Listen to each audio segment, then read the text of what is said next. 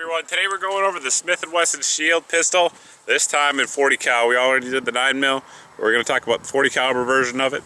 And what we're going to do here is take a few shots on some steel, get into the details of the pistol, let you know what I think about it overall, and that's pretty much going to be it. But for now, we'll see if we can actually hit these targets.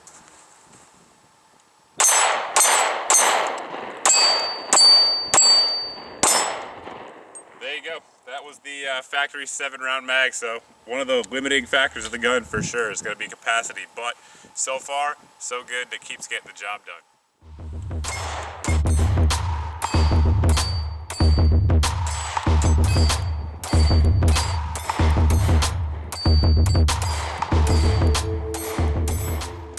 Let's take a closer look here at the gun. As it sits now, it does have the 6-round mag in there, so 6+1 capacity. We are unloaded.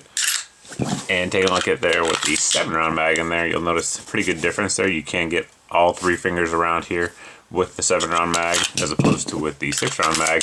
Pretty much you can just get 2 in there. Some of you with really small hands may be able to get all 3 in there, but I have relatively large hands and I'm limited to 2. Not a big deal, it's just something you have to train with. To disassemble the gun, it's a pretty simple process. You just pull back on the slide and push up here on the slide release, locking the slide to the rear. Now this gun does come with that little insert in there. Not sure how well it comes across on camera, but that yellow thing.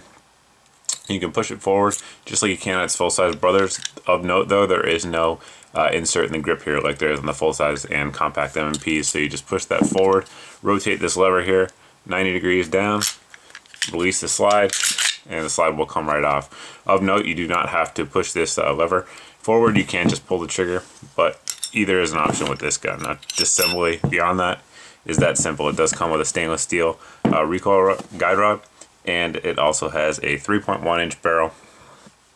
So you are going to be giving up some sort of velocity with the gun over a larger sized 40 caliber gun, just something you kind of have to live with. And putting it back together is the exact same opposite order that we took it apart in. And of note, while we have it apart here, note that all the internals are melanite finished as well as the outside of the slide. And the melanite finish there is very hard, very durable, corrosion resistant stuff. It holds up very well, especially important on a carry gun when you're going to be sweating on it and just carrying it on you in all types of different elements. That melanite is one of the best finishes out there for that role. Now we'll go over some general features of the gun. First off, it does have the same 18-degree grip angle that its big brother M&Ps have, which most folks, including myself, find to be extremely ergonomic. It just feels excellent in the hand, and it points naturally as well, so definitely a plus for the gun there. One thing you'll notice on the back of the gun here is it does have an external safety now. Activating that safety locks the trigger up. It is not usable at that point. I'm not a big fan of external safeties, especially on carry guns. That said, this one, as well as the one on my 9mm Shield, has never been activated accidentally, but I do think if you carry it, you should train so that way when you draw the gun, you just flick it off as if it were on, just to kind of mitigate Murphy's Law, if you will. On the back of the slide here, we have excellent serrations. They're called fish scale serrations. They allow you to get a good purchase on the slide and run that thing with authority, so definitely a big bonus of the gun there. The standard sights are 3-dot night sights.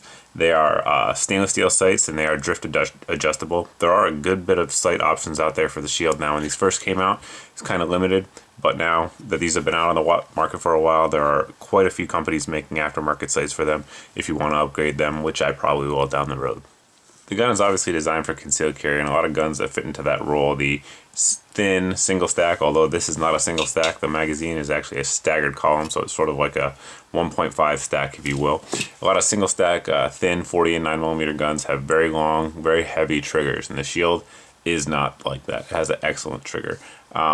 If you go ahead and pull back on it, you'll notice a little bit of uptake, nice wall there, and then a crisp break. That break is right around 6.5 pounds. Now, big advantage of it here is the reset right there.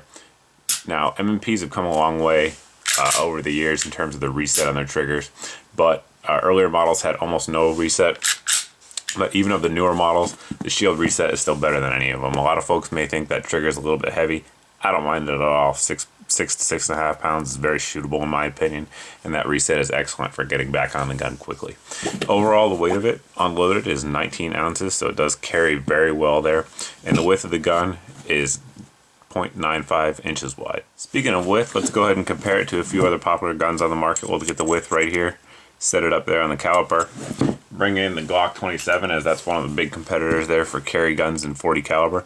You'll notice the difference there in the slide. A good bit wider, a good bit chunkier there on that Glock slide. Just to show you the actual difference, is that it may not look like a lot there on camera, but when you're actually carrying on your hip, we all know that's a pretty big difference. Go ahead and compare it to the full size M&P slide. This is the M&P 9, but the .40 is the same size, as most of you guys know. Check that out compared and see just how much thinner it is. Again, the Shield there is going to be a good bit thinner. As this is a .40 caliber gun, a lot of you guys may be looking at the M&P 45 compact as a alternate model, and that slide is also going to be a good bit chunkier. Check that sucker out here. You can just see, same thing, much wider. On the other end of the spectrum, we have our Smith Wesson bodyguard. Obviously, this is a 380, so you're going to be stepping down in terms of power there. But we'll go ahead and get the Shield lined up there first, and then show you just how much smaller there that 380 is. So still a good bit difference there when you step down in calibers in those pocket 380s.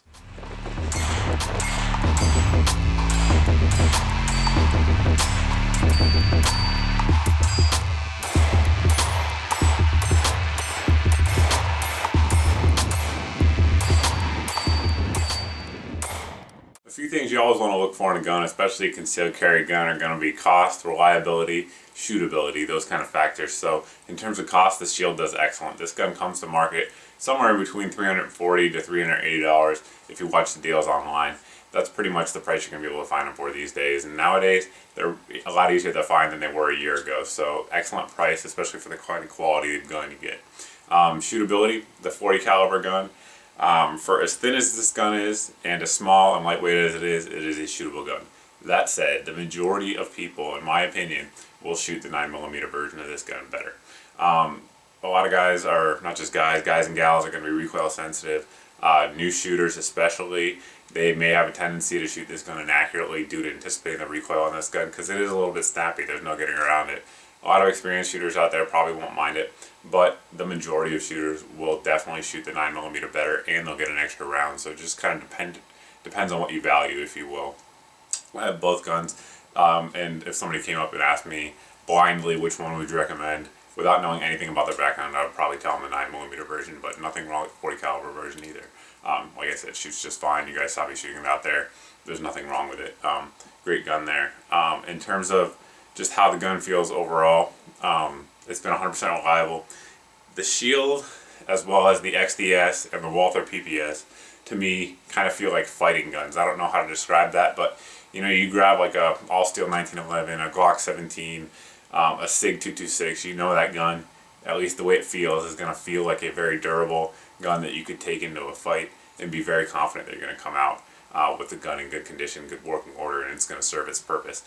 Some of the other guns out there on the market, like the CM9, which I've reviewed positively here on the channel, it's a good gun, but it doesn't feel like a fighting gun to me, if that makes sense. Same with like the Kimber Solo, the Ruger LC9, and others out there. So a few guns out there in the slim 940 caliber do feel like that to me.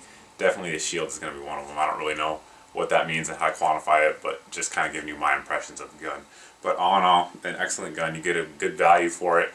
Very reliable, very good, accurate gun, and it does what it's intended to do, which is carry well and work when you need it. So that's about it, guys. If you have any questions about the Shield, anything else to talk about here on the channel, you can feel free to post below in the comments section. You can also post over at my Facebook page. But as always, guys, thanks for watching, thanks for subscribing, and I hope to see you in the next video.